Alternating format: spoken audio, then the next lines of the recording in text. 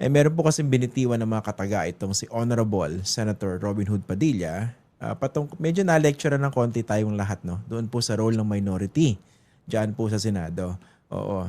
Nung pinapakinggan ko po yun, para bang ang pumasok sa isip ko, totoo pala yung sabi ng nanay ko nung bata ako. Sabi niya, a little knowledge is a dangerous thing.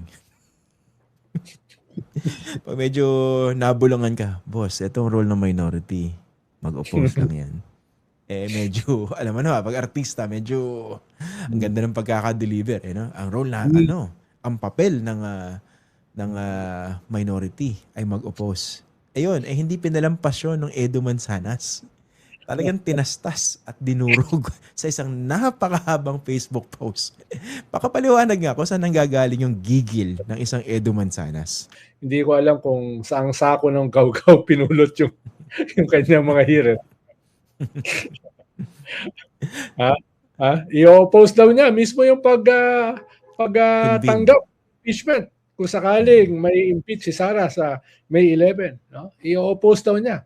At hindi lang 'yon, talaga daw ang kanilang function ay mag-oppose, no? Kaya sila minority.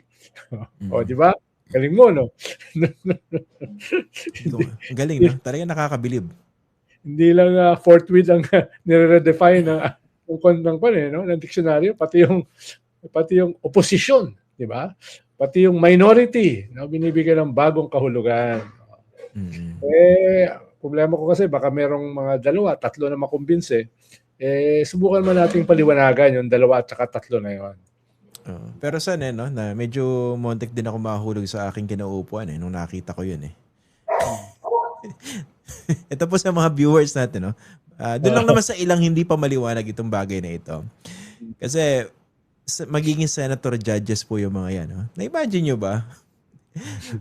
Magtatransmit ka ng reklamo o ng kaso sa korte. Tapos yung mismong judge, yung hindi tatanggap. Hindi, ayoko i-convene tong korte na ito. Diba? Parang sabi ko, ano ba yun? Ba't ganun? Hindi ba na-brief si Honorable Senator doon sa isa sa mga trabaho ng isang senador sa ating republika? Kaya nga po, nai-post ko, napakalaki ng budget. Libre ang wifi. Pwede naman niya i-google. Pero namang mahal ang bayad sa kuryente, sa aircon. Di ba? Ang dami pang mga insertions. Di ba? Minimum man lang Minimum lang. Di ba? Minimum lang. Alamin lang kung ano yung trabaho ng isang senador.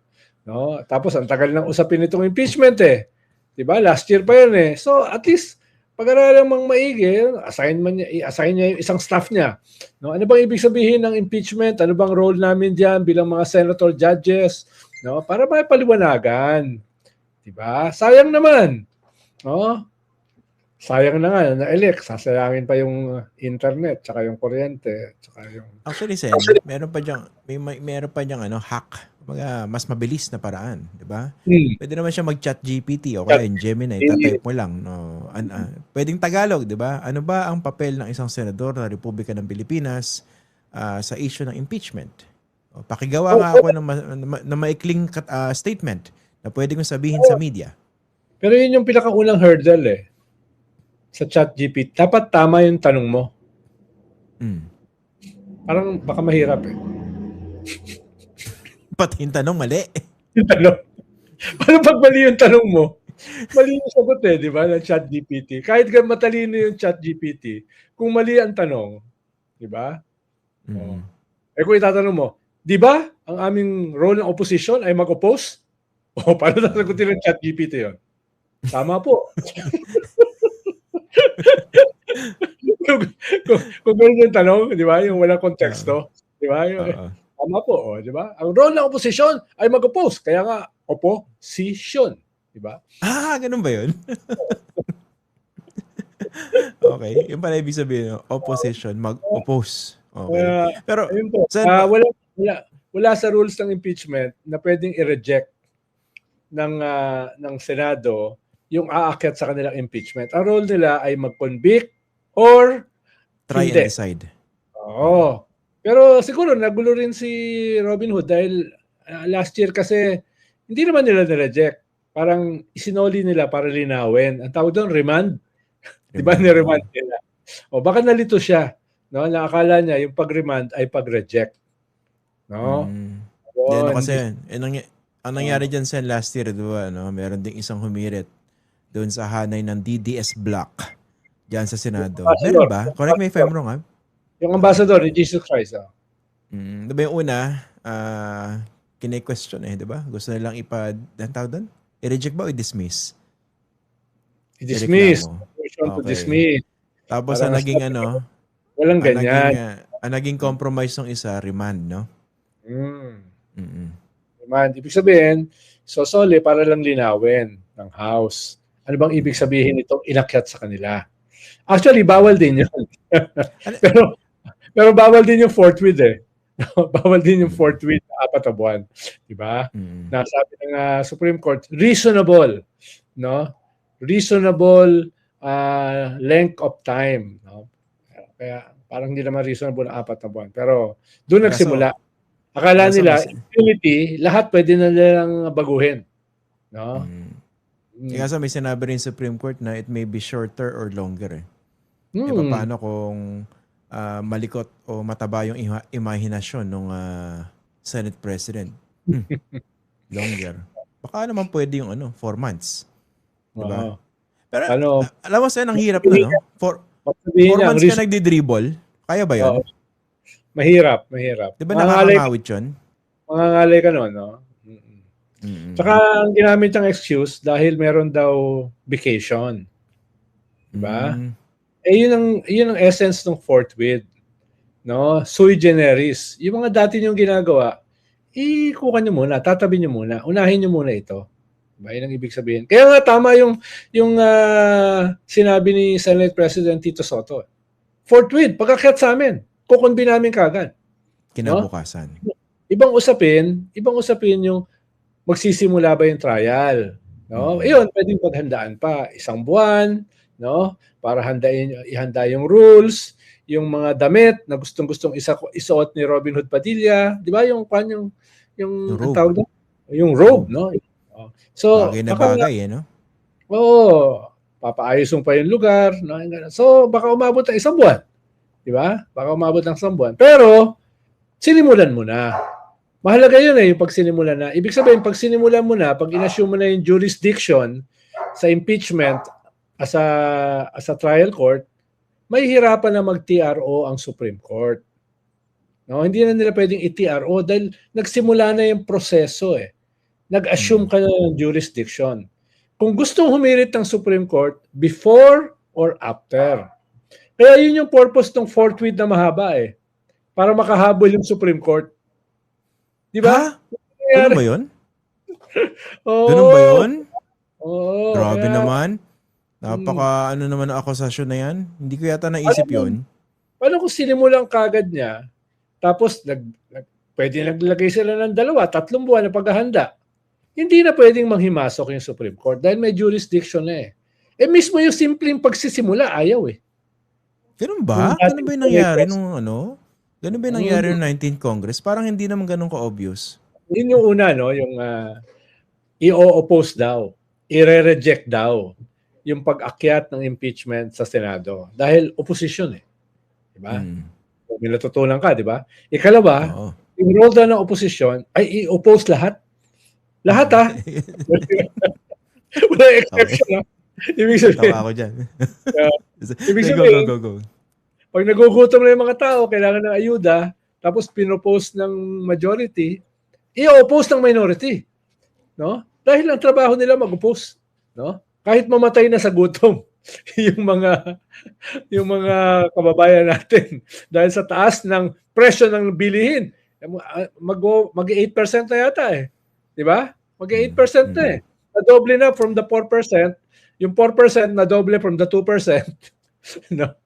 Tapos tututulan mo dahil ang role mo ay mag-oppose. Ba? Ang galing. Ang galing. Talino, di ba?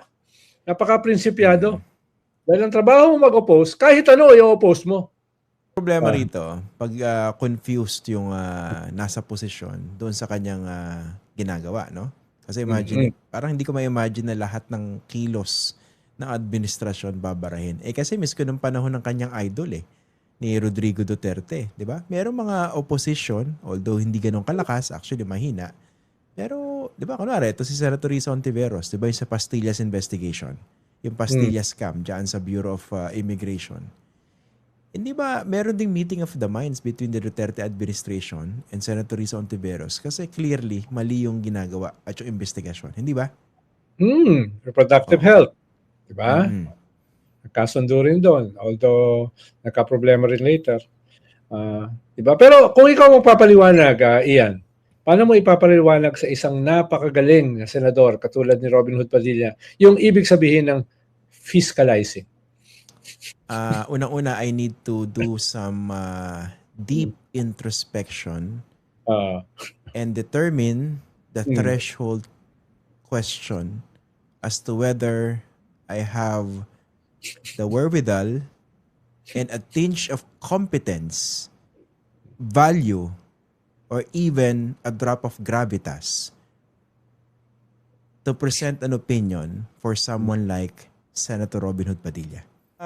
We basically have this fiscalizing and oversight role, no, dito sa ating mga ginagawa sa gobyerno, no. Kunwari, nakita mo hindi naman tama o makabubuti sa nakararami yung isinusulong na isang pulisiya o paano batas ng mga nasa majority, natural, mag-o-oppose ka. Not because you're doing that for the sake of opposing, but because you want to improve policy making and you're looking after the greater good. So you're doing your role as a fiscalizer. Na pwede mo naman gawin miski wala ka sa opposition miski nando ka sa kabila. Katulad ni Senator Ping Lacson, nasa majority siya, pero tumutulong siyang i-fiscalize mismo yung sarili niyang majority. Di ba? Mismo yung kasama niya, minsan kinakanto niya. Kaya hindi siya monopoly ng minority. No? Gaano man kagaling yung minority na yan. Pero alam mo sa'yo, naisip ko lang, mas nakakatakot yung matalinong pilosopo kesa yung hindi matalinong pilosopo. Mas nakakatakot yun. No? Mahirap yun. No? Kasi hindi ka talinuhan na pilosopo, nasususian lang yun And then playing the part. Pero yung mga talagang yung malalalim yung kaipokritohan, naku, doon sila mag-ingat. Yan ba yung ambassador ni Jesus Christ? Yung lagi nagko-quote ng Bible? Yan ba yun? Ay, hindi ko alam. Meron bang gano'n? Hindi ko alam. Wala akong naisip na gano'n May gano'n ba? Tsaka, mahalaga ho yung fiscalizing, paano pinapalusog niya yung demokrasya. Diba? Pinapalusog niya. Kaya ang unang ginagawa ng mga diktador ay tatanggalin yan. Yung fiscalizing role, tatanggalin yung mga fiscalizer. No? Either yan ay ipapakulong or tatakutin or ipapa-EJK. Dahil delikado yan Delikado yung mga fiscalizers No? Delikado sila. Dahil medyo pinipigilan nila yung mga nasa kapangyarihan na magkaroon ng impunity na sagasaan lahat.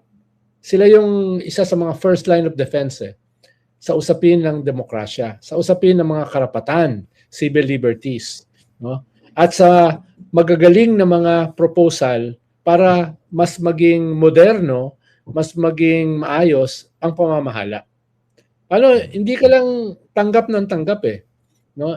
Tinitilad-tilad mo, tama ba ito? Ito ba ay ganito? O magsasuggest ako ng dagdag. No? O ito kulang, tatagdagan ko. O ito mali, tatanggalin ko. Diba? Yung ganoon. Yun ang ibig sabihin ng fiscalizing. Negative and positive. Hindi siya puro negative lang. Sa bagay, kung DDS ka, talagang puro negative ka lang. Negative saan? Sa lahat. Pangunawa? Sa lahat. Kailangan ba ng parang refresher course ng ilan sa role nila sa pagiging opposition? Dapat, dahil mahalaga yung role ng fiscalizing. Halimbawa, yung sa Justice Committee, kung napansin mo yun, Ian, di ba? Nung bubuksan ba o hindi yung kahon ng BIR? Diba? Yung magic box. Nung una ay magkaparehas ng posisyon si Laila de Lima at saka si Chel Jokno, si Percy, no, na dapat yan ay buksan. Later on, in circumspect, sabi nila, wag na lang. No? Wag na lang. Baka magamit pa ito laban sa atin ng kampo ni Sara. Na bakit kayo pumupunta sa ganyang klaseng detalyado na usapin dito sa usapin ng probable cause? Hindi naman kayo korte. So para hindi na magamit yan, sa Senate na lang. Magkaiba sila ng boto ni Laila. Pero it doesn't matter dahil nag-fiscalize sila sa isa't isa Diba? Tinitingnan nila kung ano yung tama, ano yung mali. Pero walang personalan. Diba? Prinsipyado yung pagkakaiba at hindi sila naghihiwalay doon sa mas malaking mga usapin ng impeachment. Pwedeng magdebate sa detalye, pwedeng may fiscalizing role, kahit magkakampi sila, no? Pero lalong nagiging malusog yung usapin ng debate, usapin ng transparency, usapin ng demokrasya, 'di ba? Hindi katulad ng iba dahil sinabi ni Sara, lahat tayo ay ganyan, no? Kahit mali. Yun yung hindi fiscalizing. Ano tawag doon? Tanga. Uto-uto. Tanga. Ay, sorry. Nagkamali tayo sa word game. Nasabi ko uto-uto Sa'yo naman sa tanga. Masyadong kind siya.